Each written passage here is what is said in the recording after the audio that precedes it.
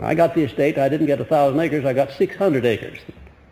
And the man from whom I bought it, when I told him that I wanted 1,000 acres, he said, I have 600. By the way, do you know how much 600 acres are? I said, well, I have a rough idea. He said, would you mind walking around this estate with me? Well, we started out bright one morning with a couple of golf sticks. We took the golf sticks along to knock the rattlesnakes in the head with. And we started around the outer edge of that, and we walked until noontime, and we weren't more than halfway around it, up and down over the Catskill Mountains. Noontime, he says, we're just about halfway around. I said, well, instead of going all the way around, let's turn and go back. I've seen enough. 600 acres is plenty. Well, I bought the place. Then the Depression came on, 1929, 30, and 31. And believe you me, it was tough going. But I had accumulated enough money to buy the place. I wouldn't have had it if I hadn't have concentrated on that idea.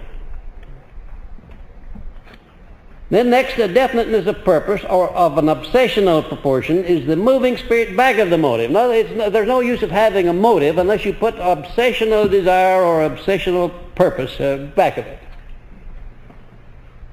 Now, what's the difference between an ordinary purpose or desire and an obsessional desire? What's the difference?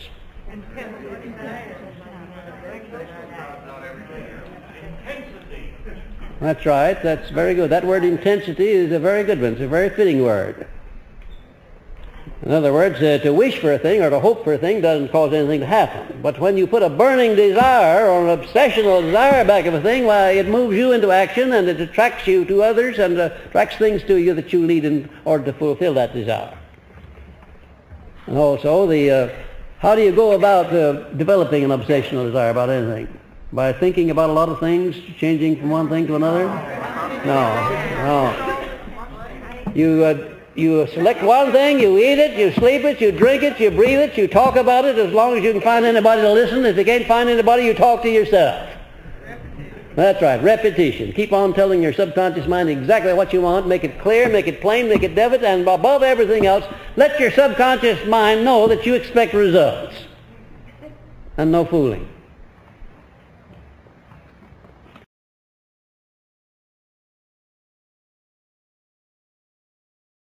An organized endeavor or personal initiative is the self-starter that starts the action on concentration. And then applied faith is the sustaining force that keeps action going. In other words, without that applied faith, when the going gets to be hard, and it will, no matter what you're doing, you would either slow down or maybe quit. So you can see that you need applied faith to keep your action keyed up to a high degree even when the going is hard and when the results are not coming in as you would like them to come. By the way, did any of you ever hear of anybody starting out to do anything and achieving an outstanding permanent success right from the start without any opposition? Did you ever hear of anybody like that? No. Well, don't look now. But I want to tip you off to the fact that nobody ever did that, and probably nobody ever will. The going is hard always with everyone, no matter what you're doing. And you've got a tremendous amount of information back of every one of these lessons that you can concentrate on. But you'll have to concentrate on every one of these lessons when you come to it. Put everything else aside and concentrate on that lesson, and add to these notes everything that you can get that's related to this subject. You'll have to come back to it many times. And when I say you'll have to concentrate on each lesson, that means that you'll have to come back to each lesson many, many times. You have to keep thinking about each one. But while you're concentrating on a given lesson, don't let your mind be running over all the other lessons. Stick right straight to that one lesson while you're at it. Then the master mind is the source of allied power necessary to ensure success.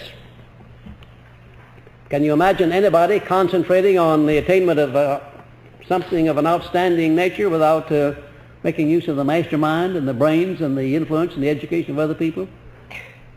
Did you ever hear of anybody achieving an outstanding success without the cooperation of other people? No. I never have, and I have been around quite a bit in this success field, about as much as the average, maybe more than the average, and I have never found anybody yet in the upper brackets of achievement in any line that didn't owe his success very largely to the friendly, harmonious cooperation of other people, to the use of other people's brains and sometimes other people's money. You know, they do that once in a while too. So you need the mastermind alliance in your concentration if you're aiming for anything above mediocrity.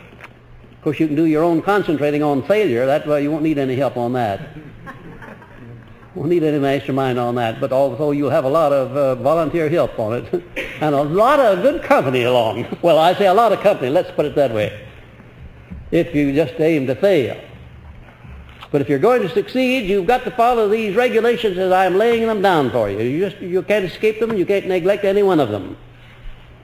And then self-discipline is the watchman that keeps action moving in the right direction, even when the going is difficult.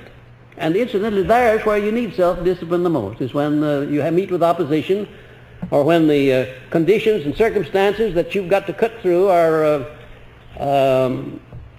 difficult. There's where you'll need your self-discipline to keep your faith going and keep yourself determined that you're not going to quit just because the going is hard.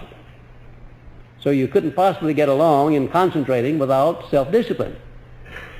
Oh, you could if everything went your way. It'd be no trouble at all. You could concentrate on anything if everything was going your way and you didn't need to meet these difficult circumstances.